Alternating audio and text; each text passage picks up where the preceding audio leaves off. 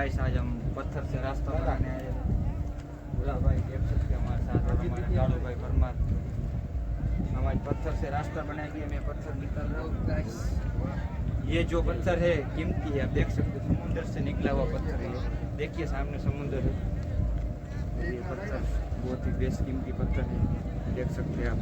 देखिए बहुत ही गैप शिप थी, गेस बूम बैक बूम वीडियो। मित्रों आज हम कड़तल की खोज में आए, कुड़ेतले की मित्रों देख सकते हैं। अब हमारे सामने इधर अभी एक बड़ा केकड़ा था, इधर देख सकते हैं। अभी एक केकड़ा घुस गया इधर, अब देखिए केकड़ा इधर देख सकते हैं आप। ये नहीं निकलेगा। और अभी हम शिवराजपुर बीच में आ चुके हैं। हमारे साथ बंदे मेरा भाई है, दोस्त है, काड़ू भाई है। कि हम कड़चल ढूंढ रहे हैं, वह कड़चल मिल नहीं रहा। तो बहुत अच्छे देख सकते हैं आप, बहुत लग भी सकता है इधर फिर फिसलने से। अपनी परछाई गाइस अपनी જોઈ લ્યો તમે કેવડો કડચલ ડાયરેક્ટ અંદર આવી ગયો।